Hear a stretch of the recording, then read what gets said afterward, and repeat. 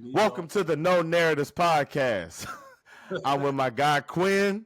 What's up, this y'all? is episode 10. I had to get my guy Quinn on here because Quinn is very passionate, and after the last podcast, I guess, he was beefing with me and stuff, and because we talking about LeBron. So I said, you know what? Let me get back on his good side. Let me get back in his good graces. Let's talk about this Michael Jordan stuff. The 1988 Defensive Player of the Year award. Tom Haberstroh did a lot of research on this. He said he watched 6 games from that season where the differential of steals and blocks that Michael Jordan got on the road was vastly different from what he got at home. And he brought light to it. And of course, when you have a lot of people that are Michael Jordan fans, a lot of people that grew up in that era, they're not going to like hearing that. A lot of people are automatically going to assume you're trying to tear down Michael Jordan's legacy to boost LeBron James. I'm going to let you go with it, man. I'm going to let you run with it, man. First of all, what did you think about this when it broke? Did it surprise you at all? And then I'll get my take.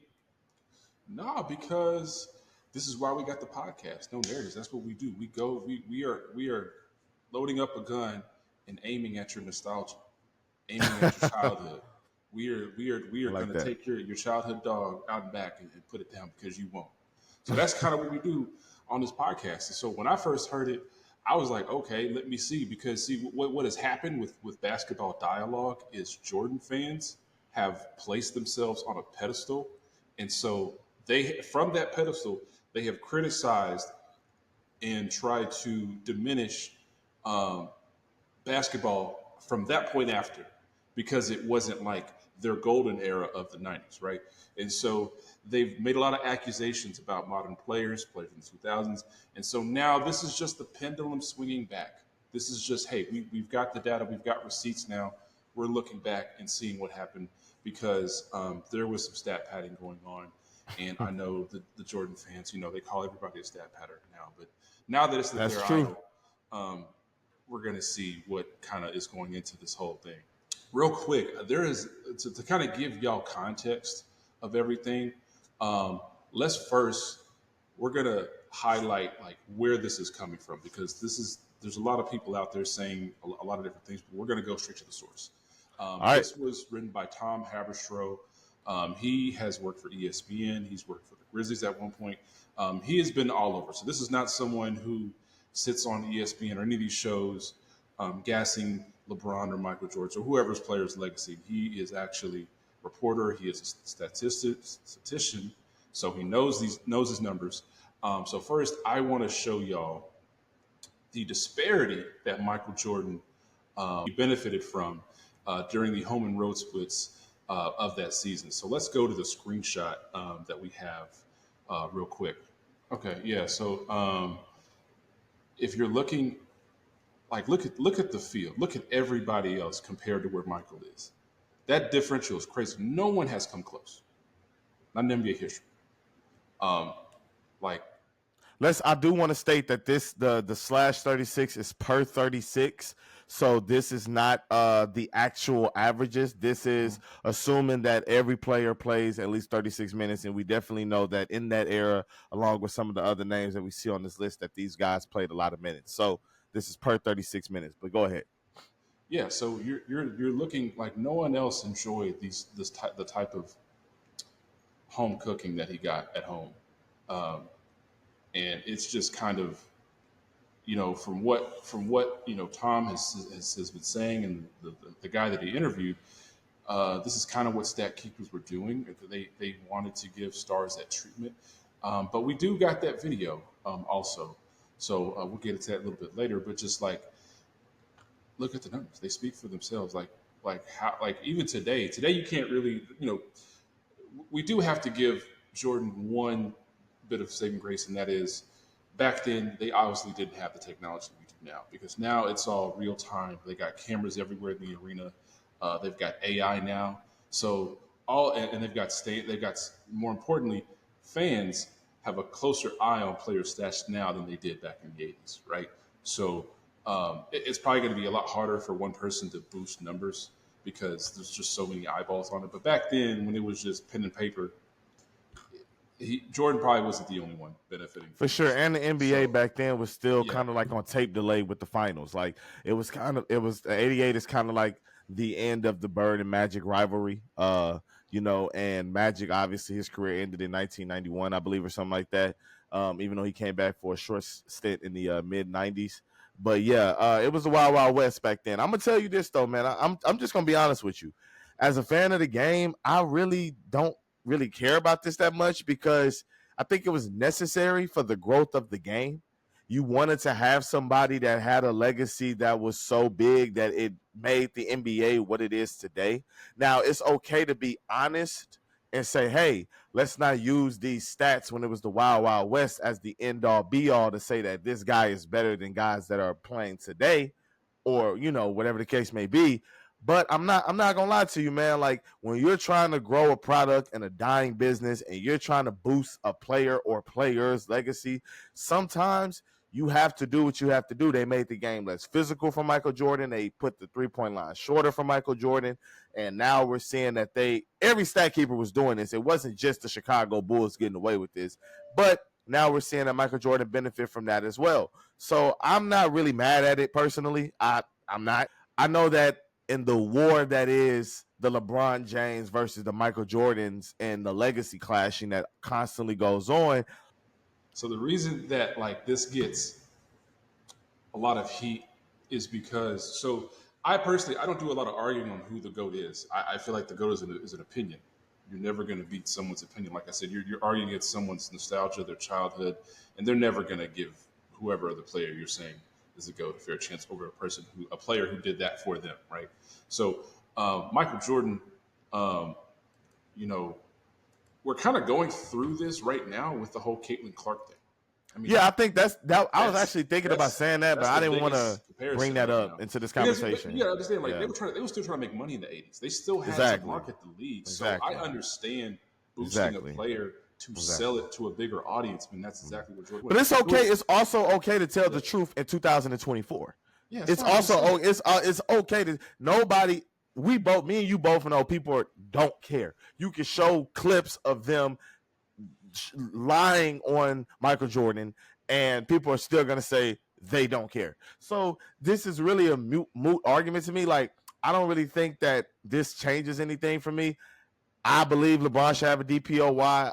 That DPOY that Michael Jordan has isn't the reason why I would or wouldn't have Michael Jordan over LeBron. Like, that should not be the case. Like, it should be other things at this point in Michael Jordan's life and LeBron James' continuing ongoing career. It should be other things that you can point at besides this, in my opinion. Like you look at there are plenty of reasons to say Michael Jordan's the GOAT. That DPOY is not one of them. For sure. But let's play the clip that you were talking about. Yeah. And then we can get back to it. I talked to a stat keeper for Pablo Torre Finds Out, the show over on Meadowlark Media. With Pablo Torre, I reported out a story with a former stat keeper with the Grizzlies. And in the late 90s, with the Vancouver Grizzlies as the expansion team, he admitted to inflating home stats for the Vancouver Grizzlies. This is the Bryant Reeves Big Country Vancouver Grizzlies. This is the Sharif Abdul-Rahim Vancouver Grizzlies. And he said on the record that it was part of the league culture. That he went to a stat keeping convention in Detroit and they all got together and he came away from that meeting understanding that there was the power of the star treatment. And so he felt like, I can do this. I can give the benefit of the doubt to Sharif Abdul-Rahim, whose home road splits were crazy in the blocks and steel columns. And so we had a stat keeper was like, yeah, homer bias, it's a real thing. And then you see Michael Jordan's crazy home road splits in the blocks and steals column for that year. And so I started digging, and that's how I got onto this journey of investigating the 88 DPOY that I think, you tell me, I think would be like the most important defensive player of the year in NBA history. Is it not? So as you see, it wasn't just the Chicago Bulls. The Vancouver Grizzlies did this. I believe he said something about the Sacramento Kings did this as well. Like, this was work like nationwide in the NBA. This was, Canada, they was doing it, USA, they was doing it. This is not something that's just strictly Chicago that only benefited Michael Jordan and his legacy. This happened with all players. So that's why I'm saying I'm kind of cool with it. I understand why obviously it's such a controversial opinion with Michael Jordan. I definitely understand why, but it's not the end of the world for me. Really, what it does is Jordan fans have to shut up at this point. I mean, that's really what this whole thing is about. This is about getting at the fans saying, hey, you were sitting up here trying to call everyone a stat patter or talk about someone's inflated stats. Let lo and fucking behold, guess what happened to your GOAT? And that's. But really, they're not gonna. They're not. I've already gotten pushback on that. I've been seeing people that beat the drum of stat padding and everything about this era, and I say, well, hey, let's go back to 1988. Let's talk about that. Oh, and all that. They're gonna make excuses. People are gonna make excuses for the side that they are on. Right, they are. But it's just the fact that now that it's out there, you can't sit up here and say, well, MJ would never happen. It already happened. He wasn't stat padding though. Let's be fair. He wasn't, but it's just he wasn't doing it. The scorekeeper was doing it. Yeah, that's because this is no narratives. That's what I'm saying. Like they pick and choose what stat padding means, but the point is, they were doing this so. The person that Tom interviewed, the scorekeeper, said that this was they all met in a convention. They all walked away from it feeling like they needed to give the stars more boost. And they're trying to get the stars. It worked because think about it, bro. What made me a fan was the 90s. The whole thing. I mean, NBA Jam was also a big. But that's feeding on your nostalgia though as well. But I'm not gonna. I don't hold it in a place where I can never criticize it. Of course, that's the difference. I'm not beholden to it, but I understand because they had to market a whole new crop of stars and come out of that financial issue they were in the 80s. I mean, who knows what Reggie Miller's stats got, Patrick Ewing's. True. We gotta open Pandora's box now. You have to open Pandora's box. But I get it. I understand because the league needed that. We needed rivals. We needed. Which is why I'm not mad at it. I get it, bro. And it worked. Yeah. Shit worked. Yes. We got a clip from Nick Wright that I definitely want to play. It's pretty lengthy, but I feel like it's funny because we know how Nick Wright is. Let's play the clip. Pulitzer Prize ready. Oh my goodness, Tom Haberstroh.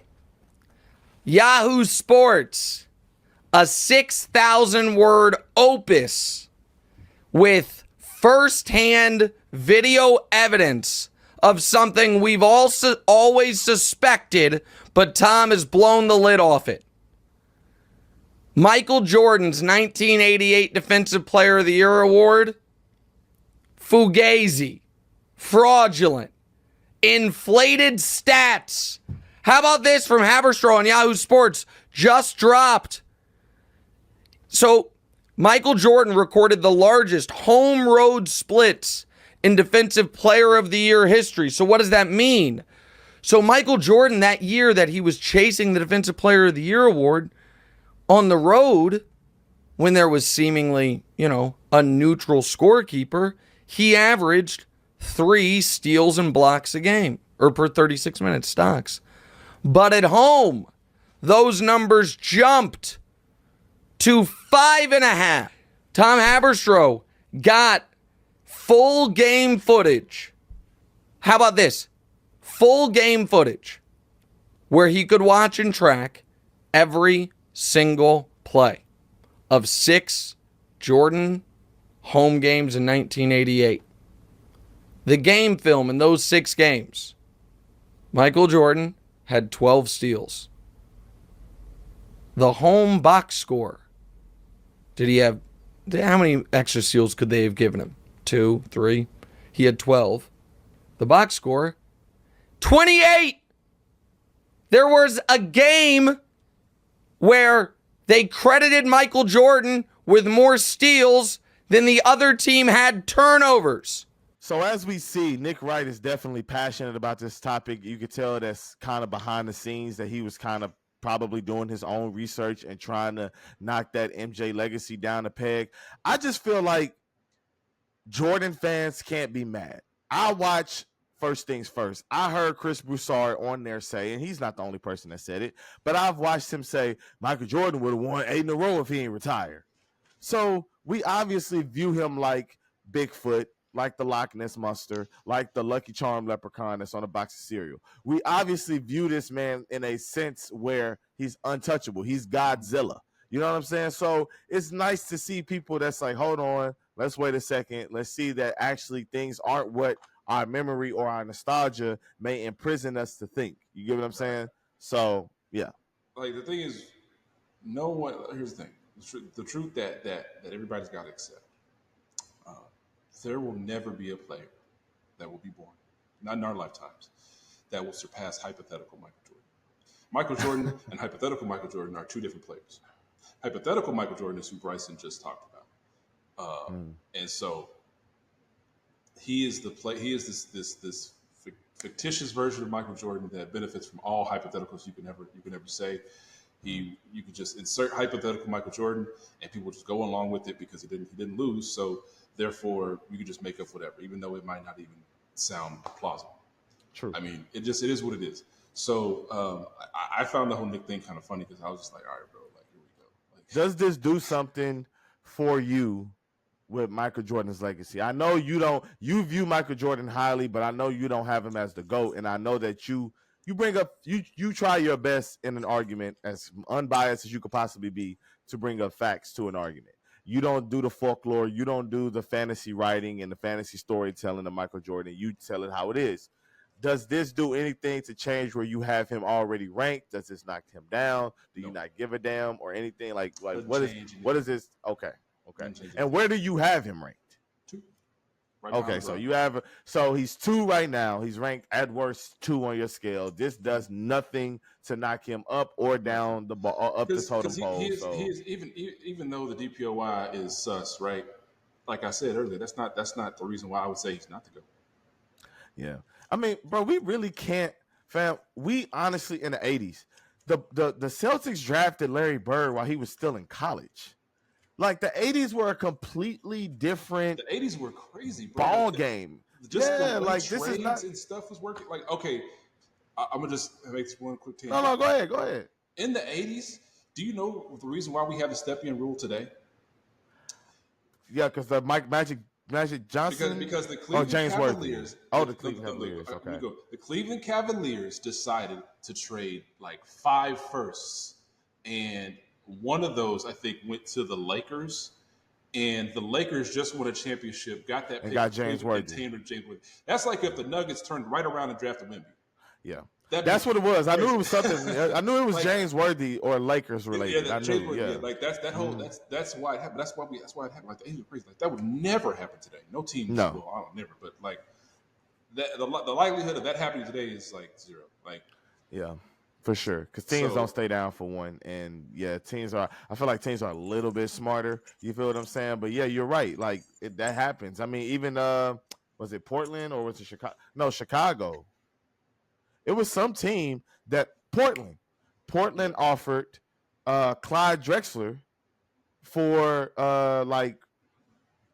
the Rockets somehow would have been. I forgot the particulars of it. I really did. The Rockets could have had Clyde Drexler and Michael Jordan. I think Portland was offering them the pick to get Ralph Sampson. They was offering the pick and Clyde Drexler so that they can get Ralph Sampson and pair him with Sam Bowie. The Rockets could have had Clyde Drexler, drafted Akeem, and then drafted Michael Jordan. That's what they could have done. Man, that's a dagger in your heart, huh? Yeah. That's I mean, I wasn't there to experience it, but it would yeah, be nice exactly. to look back and be like, yeah. Like I mean, to be honest, though, they went to the finals in 1986. Hakeem Olajuwon's second year in the finals. Second year in the NBA. They lost to the Boston Celtics, who some say is a top 10 team of all time. And then Ralph Sampson with knees fell apart, and the players are doing cocaine. Like, it was a wild time. So, yeah. You know, who knows how it would have ended up had he happened here. But yeah, man, but this was a fun conversation. I'm glad we had to talk about it. I wanted to talk about it because this is like hot in the streets and nothing really else is going on. So, but hey, thank you for coming on, Quinn, man. Salute. I'm gonna put this together for you and I'm gonna post it. All right, man. And this is going on my regular channel as well, Red Nation Blogger. I'm not just posting on no narratives. I'm posting on my stuff too. I'm selfish. Like and subscribe, comment. Let us know how we do. Like, will we trash? Is it good? Y'all like the convo? Episode Let us know 10. if y'all want to see more. We'll deliver more content for you guys. For sure. All right, man. Have a good Saturday, bro. All right, later.